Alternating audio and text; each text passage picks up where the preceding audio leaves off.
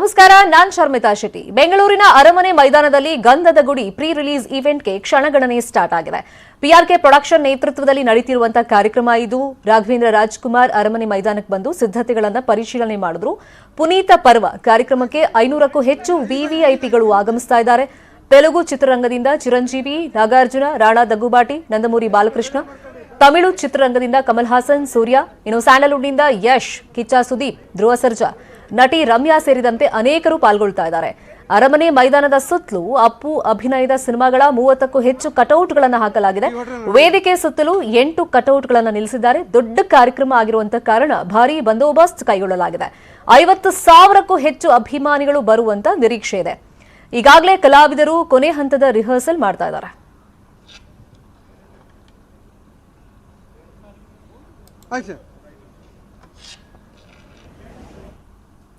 ಇನ್ನು ಪ್ಯಾಲೇಸ್ ಗ್ರೌಂಡ್ಗೆ ರಾಘವೇಂದ್ರ ರಾಜ್ಕುಮಾರ್ ಬಂದಿದ್ದಾರೆ. ಪುನೀತ ಪರ್ವ ಕಾರ್ಯಕ್ರಮದ ಕೊನೆ ಹಂತದ ಸಿದ್ಧತೆಗಳನ್ನ ಪರಿಶೀಲನೆ ಮಾಡಿದ್ದಾರೆ.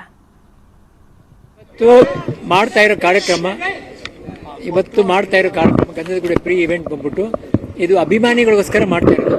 ಇಲ್ಲಿ ಬರೋ ಪ್ರತಿಯೊಬ್ಬರು ವ್ಯಕ್ತಿನೂ ನಮಗೆ ಚೀಫ್ ಗೆಸ್ಟ್ಗಳೇ ಎಲ್ಲ ನಮಗೆ ಹೃದಯಕ್ಕೆ ತುಂಬಾ ಹತ್ತಿರವಾಗಿರೋರೇ ಬರ್ತಾ ಇದ್ದೀರಾ. ನಾವು ಕುತ್ಕೊಳ್ಳೋ ಸ್ಥಳ ಬೇರೆ ಆದ್ರೂ ನೋಡೋ ಕಾರ್ಯಕ್ರಮ ಮಾತ್ರ ಒಂದೇ ಇರುತ್ತೆ.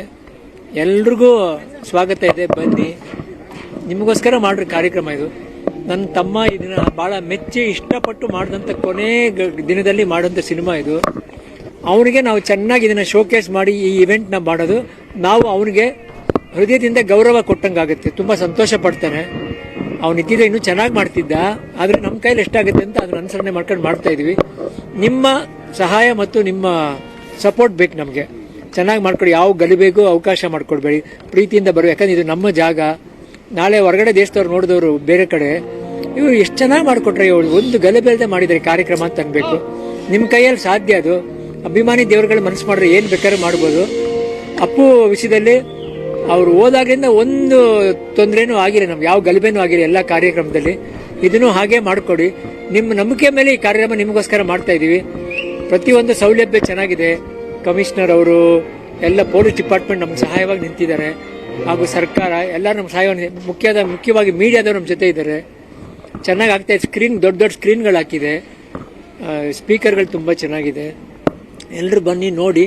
ನಿಮ್ಮ ಜೊತೆ ನಾನು ಒಬ್ಬನಾಗಿ ನೋಡಿ ಎಂಜಾಯ್ ಮಾಡ್ತೀನಿ. ಪ್ರತಿಯೊಬ್ಬರಿಗೂ ಸ್ವಾಗತ ಇದೆ, ಪ್ರವೇಶ ಇದೆ. ಎಲ್ಲರೂ ಬನ್ನಿ, ಎಲ್ಲರೂ ಸೇರಿ ಇದನ್ನ ಮಾಡೋಣ. ಸದ್ಯಕ್ಕೆ ಪ್ಯಾಲೇಸ್ ಗ್ರೌಂಡ್ ನಲ್ಲಿ ಕಾರ್ಯಕ್ರಮದ ಬೃಹತ್ ವೇದಿಕೆ ನಿರ್ಮಾಣ ಆಗಿದೆಯಾ, ಅಲ್ಲಿ ಯಾವ ತರ ಚಿತ್ರಣ ಇದೆ, ಜೊತೆಗೆ ಅಭಿಮಾನಿಗಳಿಗೆ ಸಾವಿರಾರು ಸಂಖ್ಯೆಯಲ್ಲಿ ಬರೋರಿಗೆ ಉಪಹಾರದ ವ್ಯವಸ್ಥೆಗಳು ಕೂಡ ಆಗ್ತಾ ಇದೆಯಲ್ಲ, ಅಲ್ಲೇನೆಲ್ಲ ಡೆವಲಪ್ಮೆಂಟ್ ಆಗ್ತಾ ಇದೆ, ಇದ್ರ ಬಗ್ಗೆ ಇನ್ಫಾರ್ಮೇಶನ್ ಕೊಡೋದಕ್ಕೆ ಸ್ಟೇಜ್ ಬಳಿಯಿಂದ ನಮ್ಮ ರಿಪೋರ್ಟರ್ ಸತೀಶ್ ಲೈವ್ ನಲ್ಲಿ ಕನೆಕ್ಟ್ ಇದ್ದಾರೆ. ಇನ್ನೊಂದು ಕಡೆ ಶರಣು ಹಂಪಿ ಲೈವ್ ನಲ್ಲಿ ಕನೆಕ್ಟ್ ಇದ್ದಾರೆ. ಫಸ್ಟ್ ಸ್ಟೇಜ್ ಬಗ್ಗೆ ಇನ್ಫಾರ್ಮೇಶನ್ ತಿಳ್ಕೊಳ್ಳೋಣ. ಸತೀಶ್, ದೊಡ್ಡ ವೇದಿಕೆ, ಜೊತೆಗೆ ನೂರಾರು ಸಂಖ್ಯೆಯಲ್ಲಿ ಕಲಾವಿದರಿದ್ದಾರೆ, ಗಣ್ಯರು ಕೂಡ ವೇದಿಕೆ ಮೇಲೆ ಡಾನ್ಸ್ ಮಾಡೋರಿದ್ದಾರೆ. ಸೊ ರಿಹರ್ಸಲ್ ಆಲ್ಮೋಸ್ಟ್ ನಡೆದಿರುತ್ತೆ ಅಂತ ಕಾಣಿಸುತ್ತೆ. ಜೊತೆಗೆ ಲೈಟಿಂಗ್ ವ್ಯವಸ್ಥೆ, ಡ್ರೆಸ್ ಕೋಡ್ ಕೂಡ ಇದೆ ಇವತ್ತಿನ ಕಾರ್ಯಕ್ರಮಕ್ಕೆ. ಅದ್ರ ಬಗ್ಗೆ ಎಕ್ಸ್ಪ್ಲೇನ್ ಮಾಡ್ಕೊಂಡು ಹೋಗೋದಾದ್ರೆ ಸತೀಶ್.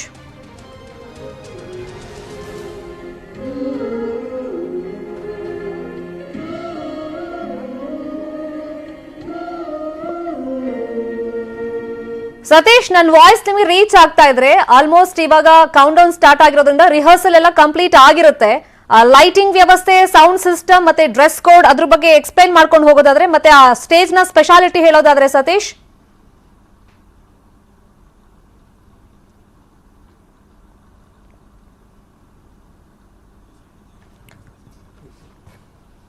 ಫೈನ್. ಸ್ಟೇಜ್ ಹತ್ರ ಏನೆಲ್ಲ ಚಿತ್ರಣ ಇದೆ ಅದ್ರ ಬಗ್ಗೆ ಸತೀಶ್ ಹತ್ರ ಮತ್ತೆ ನಾವು ಇನ್ಫಾರ್ಮೇಶನ್ ಪಡ್ಕೊಳ್ಳೋಣ.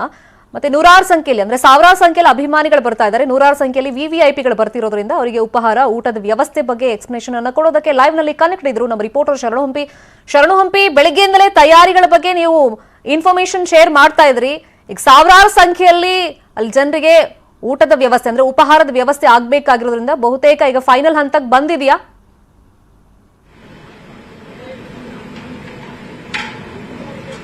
ಶರ್ಮಿತಾ, ಫೈನಲ್ ಹಂತಕ್ಕೆ ಬಂದಿದೆ. ಇನ್ನು ಕೆಲ ಗಂಟೆಗಳಲ್ಲಿ, ಯಾಕಂದ್ರೆ ಅಪ್ಪು ಅಭಿಮಾನಿಗಳು ಈಗಾಗಲೇ ಆಗಮಿಸ್ತಾ ಇದ್ದಾರೆ ರಾಜ್ಯದ ಮೂಲೆ ಮೂಲೆಯಿಂದ. ಆ ಬಂದಂತ ಅಪ್ಪು ಫ್ಯಾನ್ಸ್ಗಳಿಗೆ, ದೇವರುಗಳಿಗೆ, ಅಭಿಮಾನಿ ದೇವರುಗಳಿಗೆ ಉಪಹಾರದ ವ್ಯವಸ್ಥೆನೆ, ಯಾಕಂದ್ರೆ ಮಧ್ಯಾಹ್ನ ಬರೋದು ಲೇಟ್ ಆಗುತ್ತೆ, ಇನ್ನೂ ಕೂಡ ಬರೋರ ಸಂಖ್ಯೆ ಬಹಳ ಕಡಿಮೆ. ಆ ಕಾರಣಕ್ಕೆ ಸಂಜೆ 4 ಗಂಟೆಗೆ ಏನ್ ಬರ್ತಾರೆ, ಆ 4 ಗಂಟೆಗೆ ಬಂದಾಗ ಅವರಿಗೆ ಉಪಹಾರದ ವ್ಯವಸ್ಥೆಯನ್ನ ಮಾಡಿದ್ದಾರೆ. ಅದು ಈ ರೀತಿ ಒಂದು ಪೈನಾಪಲ್ ಕೇಸರಿ ಬಾತ್ ಮತ್ತು ವೆಜಿಟೇಬಲ್ ಉಪ್ಪಿಟ್ಟು ಎರಡನ್ನೂ ಕೂಡ ಖಾರ ಬಾತ್ ಅನ್ನ ವ್ಯವಸ್ಥೆಯನ್ನ ಮಾಡಿದ್ದಾರೆ. ಈಗಾಗಲೇ ಕಂಟಿನ್ಯೂಸ್ ಆಗಿ ನಿರಂತರವಾಗಿ ಫುಡ್ ಪ್ರಿಪರೇಷನ್ ಕಾರ್ಯ ಮುಂದುವರಿತಾನೆ ಇದೆ. ಈಗ 12 ಗಂಟೆಗೆ ಆರಂಭ ಆದಂತ ಒಲೆಯನ್ನ ಆರಂಭಿಸಿದರೆ ರಾತ್ರಿ 10-11 ಗಂಟೆ ಆಯ್ತಂದ್ರೂ ಕೂಡ ಇದು ಕಂಟಿನ್ಯೂಸ್ ಆಗಿ ಕಾರ್ಯ ನಡೀತಾ ಇರ್ತದೆ. ಫುಡ್ ಪ್ರಿಪರೇಷನ್ ಕಾರ್ಯ ನಡೀತಾ ಇರೋದು. ಇನ್ನು 7,000 ಜನ ಇಲ್ಲಿರುವಂತಹ ಸಿಬ್ಬಂದಿಗಳು, ಅಂದ್ರೆ ಪೊಲೀಸ್ ಸಿಬ್ಬಂದಿ ಹಿಡಿದು ಬೇರೆ ಬೇರೆ ಈ ಸ್ಟೇಜ್ ಪ್ರೋಗ್ರಾಮ್ ಅಲ್ಲಿ ಕೆಲಸ ಮಾಡ್ತಿರುವಂತಹ ಸಿಬ್ಬಂದಿಗಳು ಕೂಡ ಊಟದ ವ್ಯವಸ್ಥೆಯನ್ನ ಮಾಡ್ತಾ ಇದ್ದಾರೆ. ಅದು ಬಿಸಿಬೇಳೆ ಬಾತ್ ಮತ್ತು ಮೊಸರನ್ನ ಎರಡನ್ನೂ ಕೂಡ ವ್ಯವಸ್ಥೆಯನ್ನ ಮಾಡ್ಕೊಳ್ತಾ ಇದ್ದಾರೆ. ಈಗಾಗಲೇ ಮೊದಲು ಪ್ರಿಪರೇಷನ್ ಅದಾಗಿದೆ. ಈಗ ಬರುವಂತ ಅಭಿಮಾನಿಗಳಿಗೆ 50,000ಕ್ಕೂ ಹೆಚ್ಚು ಜನ ಬರ್ತಾರೆ ಅಂತ ಹೇಳಿ ನಿರೀಕ್ಷೆ ಇರೋದ್ರಿಂದಾಗಿ 50 ಕೌಂಟರ್ಗಳನ್ನ ತೆರೆದಿದ್ದಾರೆ. ಈಗಾಗಲೇ ದೊಡ್ಡ ದೊಡ್ಡ ಪಾತ್ರೆಗಳಲ್ಲಿ ಪ್ರಿಪರೇಷನ್ ಆಗ್ತಿರುವಂತ ದೃಶ್ಯಗಳನ್ನ ನೀವು ನೋಡಿದ್ರಿ. ಸೊ ಇಲ್ಲಿ ಕೌಂಟರ್ಗಳ ವ್ಯವಸ್ಥೆಯನ್ನ ಮಾಡಿದ್ದಾರೆ. ಆ ಕೌಂಟರ್ಗಳಲ್ಲಿ ಒಟ್ಟು 50 ಕೌಂಟರ್ಗಳ ವ್ಯವಸ್ಥೆಯನ್ನ ಮಾಡಿರೋದು ಬಂದಂತ ಅಭಿಮಾನಿಗಳಿದ್ದಾರೆ. ಯಾಕಂದ್ರೆ ರಾಜ್ಯದ ಬೇರೆ ಬೇರೆ ಭಾಗಗಳಿಂದ ಬಂದಂತವರು, ಹಸ್ಕೊಂಡು ಬಂದಂತವರಿಗೆ ಉಪಹಾರದ ವ್ಯವಸ್ಥೆಯನ್ನ ಮಾಡಿದ್ದಾರೆ. ಅಫ್ಕೋರ್ಸ್ ಶರಣು, ಈ ಹಿಂದಿನಿಂದಲೂ ನಾವು ನೋಡಿದೀವಿ, ದೊಡ್ಡ ಮನೆಗೆ ಯಾರೇ ಬಂದ್ರು ಅವ್ರನ್ನ ಉಪವಾಸ ಕಳಿಸಿದ್ದೇ ಇಲ್ಲ. ಹೋಗುವಾಗ ಹೊಟ್ಟೆ ತುಂಬಾ ಊಟ ಹಾಕಿ ಕಳಿಸಿದ್ದಾರೆ. ಆ ಸಿದ್ಧತೆಗಳ ಬಗ್ಗೆ ಮತ್ತೆ ಎಷ್ಟು ಜನ ಬರಬಹುದು ಅಂತ ನಿರೀಕ್ಷೆ ಏನ್ ರೆಡಿ ಮಾಡಿ ಇಟ್ಕೊಂಡಿದ್ದಾರೆ, ಅಲ್ಲಿ ಮಾತಾಡ್ಸೋ ಪ್ರಯತ್ನ ಮಾಡಬಹುದಾ ಯಾರಿಗಾದ್ರೂ ಆರ್ಗನೈಸರ್ಸ್ನ?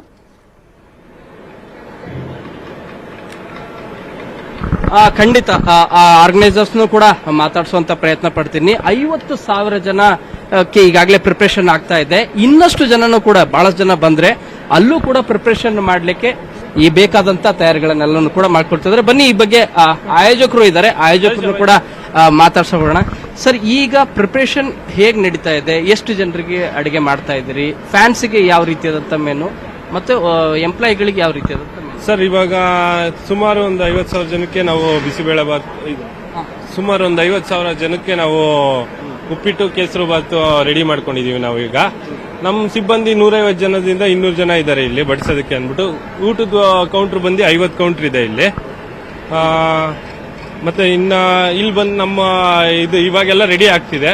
ನಾವು 4 ಗಂಟೆಯಿಂದ ಶುರು ಮಾಡಕ್ಕೆ ವ್ಯವಸ್ಥೆ ಮಾಡ್ಕೊಂಡಿದೀವಿ ಅಭಿಮಾನಿಗಳಿಗೆ ಊಟ ಎಲ್ಲ. ಇಲ್ಲಿ ಈಗ 4 ಗಂಟೆಗೆ ಶುರು ಮಾಡಿದಿರಲ್ಲ ಸರ್, ಎಷ್ಟು ಗಂಟೆವರೆಗೂ ಇರುತ್ತೆ? ರಾತ್ರಿ 10-11 ಗಂಟೆವರೆಗೂ ಇರುತ್ತೆ? ಇಲ್ಲ, 8 ಗಂಟೆ ತನಕ ಇರುತ್ತೆ ಸರ್. 8-8:30 ತನಕ ಇರುತ್ತೆ. ಇದು ಎಷ್ಟು ಜನರಿಗೆ ಅಂತ ಏನಾದ್ರು ಹೇಳಿದಾರ ಆಯೋಜಕರು ಹೇಳಿದಾರ ನಿಮ್ಮ? ಅದೇ ನಮಗೆ ಸುಮಾರು ಒಂದು 50,000 ಜನಕ್ಕೆ ಹೇಳಿದ್ದಾರೆ. ನೋಡ್ಕೊಂಡು ನಾವು ಜನ ಜಾಸ್ತಿ ಬಂದಂಗೆ ಎಲ್ಲ ರೆಡಿ ಮಾಡಿ ಕೊಡ್ತೀವಿ.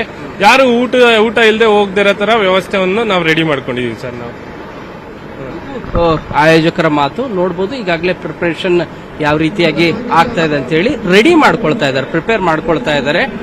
ಬಂದಂತ ಅಭಿಮಾನಿಗಳಿದ್ದಾರೆ, ಅವ್ರು ಯಾರಿಗೂ ಕೂಡ ಬಂದಂತವ್ರು ಹಸದೆ ಹಾಗೆ ವಾಪಸ್ ಹೋಗ್ಬಾರ್ದು. ಯಾಕಂದ್ರೆ ನಿಮಗೆ ರಾಜ್ಕುಮಾರ್ ಕುಟುಂಬ ಅಂದ್ರೆ ನಿಜ. ಯಾಕಂದ್ರೆ ಅವ್ರ ಮನೆಗೆ ಬಂದಂತವ್ರು ಯಾರು ಕೂಡ ಹಸಿದೆ ಹಾಗೆ ಹೋಗ್ಲಿಕ್ಕೆ ಅವಕಾಶವನ್ನು ಮಾಡಿಕೊಡೋದ್ರೆ ಬಂದಂತವ್ರು ಎಲ್ರಿಗೂ ಕೂಡ ಊಟದ ವ್ಯವಸ್ಥೆಯನ್ನ ಮಾಡ್ತಾರೆ. ಆದ್ರೆ ಕಾರ್ಯಕ್ರಮದ ಸಮಯ ಇದು ಸ್ವಲ್ಪ ಬೇರೆ ರೀತಿ ಇರೋದ್ರಿಂದ ಸಂಜೆ ಕಾರ್ಯಕ್ರಮ ಆರಂಭ ಆಗೋದ್ರಿಂದಾಗಿ ಸಾಕಷ್ಟು ರೀತಿಯಾದಂತ ತೊಂದರೆ ಆಗ್ತಾ ಇರೋದು. ಬನ್ನಿ ಒಬ್ಬೊಬ್ಬರನ್ನೇ ಅವ್ರನ್ನ ಮಾತಾಡ್ಸುವಂತ ಪ್ರಯತ್ನನೂ ಕೂಡ ಪಡ್ತೀನಿ. ಸರ್, ಎಲ್ಲಿಂದ ಬಂದಿದ್ದೀರಿ ತಾವು? ಪುನೀತ್ ಅವರ ಕಾರ್ಯಕ್ರಮವನ್ನು ನೋಡ್ಲಿಕ್ಕಾಗಿ ಬಂದಿರೋ ಪಕ್ಕ ಅಭಿಮಾನಿ ಸರ್. ನಾವು ಅವ್ರದ್ದು ಡೆತ್ ಆದಾಗ ಬರೋಕ್ಕಾಗಲ್ಲ. ಇವಾಗ ಅದೇ ಈ ಪರ್ವ ನೋಡೋಣ ಅಂತ ಬಂದಿದ್ದೀವಿ. ಪುನೀತ್ ಪರ್ವ ನೋಡೋಣ ಅಂತ ಬಂದಿದ್ದೀವಿ.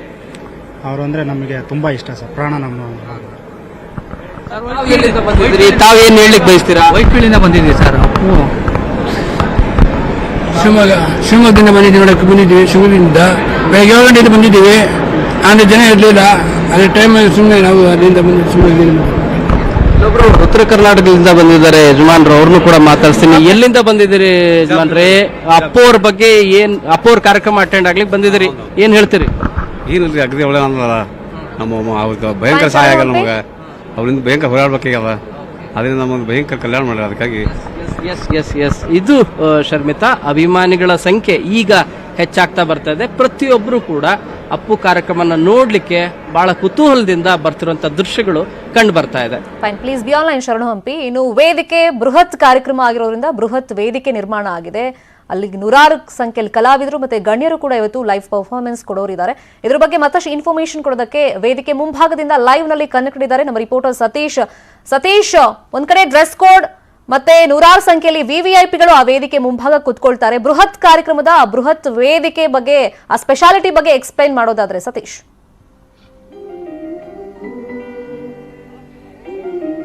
ಎಸ್ ಸರ್ ಮಿತಾ ಪುನೀತ ಪರ್ವ ಕಾರ್ಯಕ್ರಮಕ್ಕೆ ಇನ್ನು ಕೆಲವೇ ಗಂಟೆಗಳು ಬಾಕಿ ಇದೆ. ಸೊ ಈ ಹಿನ್ನೆಲೆಯಲ್ಲಿ ಈಗಾಗಲೇ ಸ್ಟೇಜ್ ಮುಂಭಾಗದಲ್ಲಿ ನಾವಿದ್ದೀವಿ. ನಾವು ನೋಡ್ತಾ ಇರೋದು ಕೊನೆಯ ಹಂತದ ಒಂದು ತಯಾರಿ ಅನ್ನೋದಂತ ನಡೀತಾ ಇದೆ.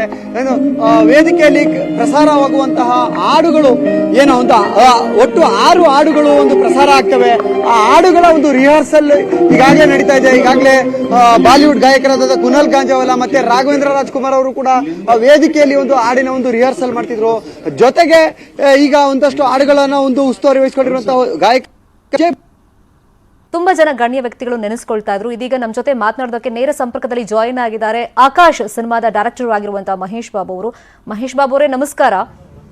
ಆಕಾಶ್ ಸೆಕೆಂಡ್ ಇನ್ನಿಂಗ್ಸ್ ಪುನೀತ್ ರಾಜ್ಕುಮಾರ್ ಅವರು ಹೀರೋ ಆಗಿ ಅವ್ರಿಗೂ ಒಂಥರ ಹೊಸ ಕರಿಯರ್ ಸ್ಟಾರ್ಟ್ ಆಗಿತ್ತು. ಸೊ ನೀವು ಸಾಕಷ್ಟು ಸಿನಿಮಾಗಳಿಗೆ ಸಹ ನಿರ್ದೇಶಕರಾಗಿ ಕೆಲಸ ಮಾಡಿದ್ರೆ 2005ರಿಂದ ಸ್ವತಂತ್ರ ನಿರ್ದೇಶಕರಾಗಿ ನಿಮ್ದು ಒಂಥರ ಕರಿಯರ್ ಸ್ಟಾರ್ಟ್ ಆದಂಗೆ ಆಕಾಶ್ ಸಿನಿಮಾದಿಂದ. ಸೊ ಆ ಸಂದರ್ಭದಲ್ಲಿ ಒಬ್ರಿಗೊಬ್ರು ಸಪೋರ್ಟ್ ಮಾಡಿಕೊಂಡು ಹೆಂಗ್ ಸ್ಟಾರ್ಟ್ ಮಾಡಿದ್ರಿ ಸರ್?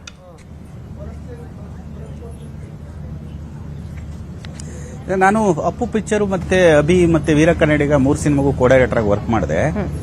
ಆ ಫಸ್ಟ್ ಸಿನಿಮಾದಿಂದ ಅಪ್ಪು ಸರ್ ನಂದು ಸ್ವಲ್ಪ ಟ್ರಾವೆಲಿಂಗ್ ಇತ್ತು. ಅದಾದ್ಮೇಲೆ ಅವರು 3 ಸಿನಿಮಾ ಆದ್ಮೇಲೆ ನಾನು ಬೇರೆ ಒಂದು ಸಿನಿಮಾ ಓಂಕಾರ ಅಂತ ಉಪೇಂದ್ರ ಅವ್ರು ಮಾಡಿದೆ. ಅದಾದ್ಮೇಲೆ ಪುನೀತ್ ಸರ್ ನಾನು ಕರೆದು ಮಹೇಶ್ ನೀವೇ ಒಂದು ಯಾಕೆ ಡೈರೆಕ್ಷನ್ ಮಾಡಬಾರ್ದು ಅಂದ್ರು.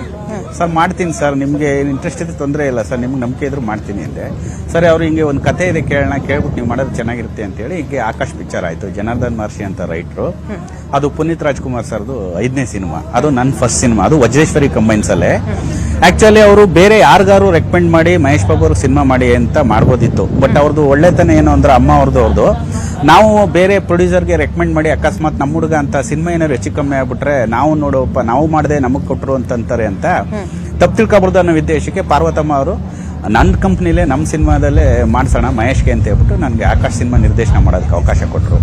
ದೇವ್ರ ದಯೆಯಿಂದ ಅವ್ರು ಕೊಟ್ಟ ನಂಬಿಕೆನ ನಾನು ಉಳಿಸ್ಕೊಂಡೆ. ಸಿನಿಮಾ ಆಡಿಯನ್ಸ್ ಇಷ್ಟಪಟ್ಟು ದೊಡ್ಡ ಮಟ್ಟದ ಯಶಸ್ಸು ಗಳಿಸ್ತು. ಅದಾದ್ಮೇಲೆ 2ನೇ ಸಿನಿಮಾನು ಕೂಡ ಅರಸು ಅಂತ ಸಿನಿಮಾ ಮಾಡಿದೆ. ಅದು ಕೂಡ ದೊಡ್ಡ ಮಟ್ಟದಲ್ಲಿ ಯಶಸ್ಸು ಗಳಿಸು. ನಿಜವಾಗ್ಲೂ 2 ಸಿನಿಮಾ ನಾನು ಅವ್ರ ಜೊತೆ ಮಾಡಿರೋದು ನನ್ನ ಪುಣ್ಯ ಅಂತ ಹೇಳ್ಕೊತೀನಿ. ಅದು ಅವ್ರ ಕಂಪ್ನಿಯಿಂದ ನಾನು ಡೈರೆಕ್ಟರ್ ಆಗಿರೋದು. ಪುನೀತ್ ಸರ್ ಬಗ್ಗೆ ಹೇಳ್ಬೇಕು ಅಂತಂದ್ರೆ ಅವರು ನಾನು ಕೋ ಡೈರೆಕ್ಟರ್ ಆಗಿದ್ದಾಗ ಹೇಗಿದ್ರು ನಾನು ಡೈರೆಕ್ಟರ್ ಆದ್ಮೇಲೂ ನಮ್ಮ ರಿಲೇಶನ್ಶಿಪ್ ಹಾಗೆ ಇತ್ತು. ಅವ್ರು ಯಾವತ್ತೂ ನಾನು ದೊಡ್ಡ ಹೀರೋ ಅಂತ ಯಾವತ್ತೂ ಫೀಲ್ ಮಾಡ್ತಿರ್ಲಿಲ್ಲ. ಮಾಮೂಲಿ ಒಬ್ಬ ಸಾಮಾನ್ಯ ಮನುಷ್ಯರಂತೆ ಇದ್ರು. ನಾನೊಬ್ಬ ಸ್ಟಾರ್ ಮಗ, ಅವ್ರ ತಂದೆ ಎತ್ತ ಲೆಜೆಂಡ್, ಅವ್ರ ಮಗ ಅಂತ ಯಾವತ್ತೂ ಅವರು ಅಹಂಕಾರ ಪಟ್ಟದ್ದೇ ಇಲ್ಲ. ತುಂಬಾ ಸಿಂಪಲ್ ಆಗಿ ಎಲ್ಲ. ಮಹೇಶ್ ಬಾಬು ಅವರೇ, ಇಲ್ಲಿ ಒಂದ್ ವಿಷಯ ಮೆನ್ಷನ್ ಮಾಡ್ಲೇಬೇಕು. ನೀವು ಸಾಕಷ್ಟು ಬಾರಿ ಅಂದ್ರೆ ಪುನೀತ್ ರಾಜ್ಕುಮಾರ್ ಅವರು ಈಗಲೂ ನಮ್ ಜೊತೆ ಇದಾರೆ ಅಂತಾನೆ ನಾವೆಲ್ಲರೂ ಭಾವಿಸೋದು. ಆದ್ರೆ ಅವರು ನಿಧನರಾದಾಗ ಒಂದ್ ವಿಷಯ ನೀವು ಹೇಳ್ತಾ ಇದ್ರಿ, ಆಕಾಶ್ ಸಿನಿಮಾದಲ್ಲಿ ಶೂಟಿಂಗ್ ಟೈಮ್ ನಲ್ಲಿ ಒಂದಿಷ್ಟು ಬೆಚ್ಚಿ ಬೀಳಿಸುವಂತ ಸತ್ಯಗಳನ್ನ ನೀವು ರಿವೀಲ್ ಮಾಡಿದ್ರಿ. ಅಂದ್ರೆ ಆ ಸ್ಟಂಟ್ ಗಳನ್ನ ಮಾಡುವಾಗ ಸೊ ಆ ರಿಸ್ಕ್ ಎಲ್ಲ ಹೆಂಗ್ ತಗೊಳ್ತಾ ಇದ್ರು? ನೀವು ಬೇಡ ಅಂತಿದ್ರ, ಡೂಪ್ ಹಾಕೋಣ ಅಂತಿದ್ರ? ಇಲ್ಲ, ರಾಮ್ ಶೆಟ್ರು ಫೈಟ್ ಮಾಸ್ಟರ್ ಆ ಸಿನಿಮಾಗೆ. ಅದು ಮಾಮೂಲಿ ಅವರು ಕಳರಿಯಂ ಫೈಟ್ ಕಳ್ತಿದ್ರು. ಅವರು ಸಬ್ಬರ್ ಸಾಟು, ಬ್ಯಾಕ್ ಲಿಫ್ಟ್, ಏರಲ್ಲೇ ಲಿಫ್ಟ್ ಎಲ್ಲ ಮಾಡ್ತಾರೆ ಅಂತ ಒಂದು ಟ್ಯಾಲೆಂಟೆಡ್ ಅಂತ ಒಬ್ಬರು ಆಕ್ಟರ್ ಅವರು. ನಾನು ನೋಡ್ದಂಗೆ ಅವ್ರ ತರ ಫೈಟ್ ಮಾಡೋರು ಯಾರನ್ನೂ ನೋಡಿಲ್ಲ ನಾನು, ನನ್ನ ನಾಲೆಡ್ಜ್ ಪ್ರಕಾರ. ಅದರಲ್ಲಿ ಒಂದು ಶಾಟ್ ಮಾತ್ರ ಇವರು ಒಂದು ಮಾರುತಿ ಎಸ್ಟಿಎಂ ಕಾರು ಟ್ರಾವೆಲಿಂಗ್ ಬರ್ತಾ ಇರುತ್ತೆ. ಬರ್ಬೇಕಾದ್ರೆ ಓಡ್ ಬಂದು ಆ ಟ್ರಾವೆಲಿಂಗ್ ಅಲ್ಲಿ ಫ್ರಂಟ್ ಗ್ಲಾಸ್ ನ ಅವರು ಬ್ರೇಕ್ ಮಾಡ್ಬೇಕಿತ್ತು. ಆ ರಿಸ್ಕ್ ರಾಮ್ ಶೆಟ್ಟಿ ಅವ್ರು ಮಾಡೋಣ ಅಂತಂದ್ರು. ನನಗೆ ಮಾಡೋದಕ್ಕೆ ಆಸೆ, ನನ್ನ ಸಿನಿಮಾದಲ್ಲಿ ಈ ತರದ್ದು ಒಂದು ಸ್ಟಂಟ್ ಮಾಡಬಹುದಲ್ಲ ಅಂತ. ನನಗೆ ಒಂದು ಭಯ, ನನಗೆ ಫಸ್ಟ್ ಸಿನಿಮಾ ಕೊಟ್ಟಿದ್ರೆ ಅದು ದೊಡ್ಡ ಹೀರೋ, ಅವ್ರಿಗಿರೋ ಫ್ಯಾನ್ ಫಾಲೋಯಿಂಗು ಏನಾದ್ರು ಹೆಚ್ಚು ಕಮ್ಮಿ ಆಗ್ಬಿಟ್ರೆ ಅಂತ ಒಂದು ಭಯ. ಆಮೇಲೆ ಅಪ್ಪು ಸರ್ ಹೇಳಿದ ತಕ್ಷಣ ಮಾಡೋಣ ಮಹೇಶ್ ಅಂದ್ರು. ಸರ್ ಬೇಡ, ತುಂಬಾ ರಿಸ್ಕ್ ಇದೆ ಶಾಟು ಅಂತಂದೆ. ಮಾಡೋಣ ಮಹೇಶ್, ರಿಸ್ಕ್ ಇಲ್ದರೆ ಏನು ಮಾಡೋಕ್ಕಾಗಲ್ಲ ಜೀವನದಲ್ಲಿ ಅಂತ ಅಂದ್ಬಿಟ್ಟು ಮಾಡಿದ್ರು. ಮಾಡಾದ್ಮೇಲೆ ಆ ಗ್ಲಾಸ್ ಬ್ರೇಕ್ ಆದ್ಮೇಲೆ ಅವರು ಕೈಗೆ ಮತ್ತೆ ಸ್ವಲ್ಪ ಅವ್ರ ತೊಡೆಗೆ ಸ್ವಲ್ಪ ಬ್ಲಡ್, ಇದು ಗ್ಲಾಸ್ ಪೀಸ್ ಎಲ್ಲ ಸ್ವಲ್ಪ ಚುಚ್ಕೊಂಡ್ಬಿಡ್ತು. ಸ್ವಲ್ಪ ಬ್ಲಡ್ ಬಂತು. ನನಗೆ ತುಂಬಾ ಭಯ ಆಗೋಯ್ತು. ಮನೇಲಿ ಏನಂತಾರೋ, ಅಮ್ಮ ಅಪ್ಪಾಜಿ ಏನಂತಾರೋ ಅಂತ. ಆಮೇಲೆ ಅದನ್ನ ವಿಡಿಯೋ ಮಾಡಿದ್ರು ಮೊಬೈಲಲ್ಲಿ. ಅಪ್ಪು ಸರ್ ತಗೊಂಡೋಗಿ ರಾಜ್ಕುಮಾರ್ ಸರ್ ತೋರಿಸಿದ್ರು. ಆಮೇಲೆ ಅಮ್ಮ ಇದ್ದಿದ್ದೆ, ಏನೋ ನನ್ನ ಮಗನ ಕೈಲಿ ಹಿಂಗ್ ಮಾಡಿಸಿದ್ಯಲ್ಲ ಮಹೇಶ ಅಂದ್ರು. ನಾನೇನು ಮಾತಾಡ್ಲಿಲ್ಲ. ಆಮೇಲೆ ಅಪ್ಪಾಜಿ ಅವ್ರು ಹೇಳಿದ್ರು, ಹಿಂಗ್ ಮಾಡಿದ್ರೆ ಕಣಮ್ಮ ಜನ ಇಷ್ಟಪಡೋದು, ನೋಡು ನನ್ನ ಮಗ ಎಷ್ಟು ಚೆನ್ನಾಗಿ ಮಾಡಿದಾನೆ, ಅದು ಕಲಾವಿದ್ರು ಅಂತಂದ್ರು. ನಿಜವಲ್ಲದು ನನ್ಗೆ ಮರೆಯಲಾಗದ ಕ್ಷಣ. ಸ್ವಲ್ಪ ರಿಸ್ಕ್ ಇತ್ತು. ಬಟ್ ಯಾವಾಗ್ಲೂ ನಾನು ನಿರ್ದೇಶನ ಮಾಡ್ಬೇಕಾದ್ರೆ ಆರ್ಟಿಸ್ಟ್ಗಳದ್ದು ಸೇಫ್ಟಿ ನೋಡ್ತೀನಿ, ಕಂಫರ್ಟಬಲ್ ನೋಡ್ತೀನಿ. ಆಮೇಲೆ ನಾವ್ ಏನೇ ಜನಕ್ಕೆ ಒಳ್ಳೇದನ್ನ ತೋರಿಸ್ಬೇಕು ಅಂದಾಗ ಅದಕ್ಕೆ ತಕ್ಕಂಗೆ ಸೇಫ್ಟಿ ಮಾಡ್ಕೊಂಡು ಆರ್ಟಿಸ್ಟ್ ನ ನಾವು ಸೇಫ್ಟಿಯಾಗಿ ನೋಡ್ಕೋಬೇಕು. ಅದು ನಮ್ಮ ಕರ್ತವ್ಯ, ಒಬ್ಬ ಡೈರೆಕ್ಟರ್ ಕರ್ತವ್ಯ. ಆ ವಿಷಯದಲ್ಲಿ ಅದೊಂದು ಮಾತ್ರ ರಿಸ್ಕ್ ಅಷ್ಟೇ. ಬೇರೆ ಯಾವ್ದ್ರಲ್ಲೂ ನನ್ನ ಅರಸು ಸಿನಿಮಾದಲ್ಲಿ ಆ ಥರದಲ್ಲಿ ಯಾವುದೋ ಆ ಥರ ರಿಸ್ಕ್ ಇರಲಿಲ್ಲ. Okay, fine. Thank you Mahesh Babu ಅವರೇ. ಈಗಲೂ ಅಭಿಮಾನಿಗಳು ಸಿಕ್ಕಾಗೆಲ್ಲ ಕೇಳ್ತಾ ಇದ್ರಂತೆ ನಿಮಗೆ ಆಕಾಶ್ ಅರಸು ಥರ ಮತ್ತೊಂದು ಕಾಂಬಿನೇಷನ್ ಅಲ್ಲಿ ಸಿನಿಮಾ ಬರಲಿ ಅಂತ. ಬಟ್ ಇನ್ ಮುಂದೆ ಆ ಥರ ನೋಡಕ್ಕಾಗಲ್ಲ ಅನ್ನೋದು ನಮಗೂ ಬೇಸರ ಇದೆ. Anyways thank you so much Mahesh Babu ಅವರೇ, ನ್ಯೂಸ್ 18 ಕನ್ನಡ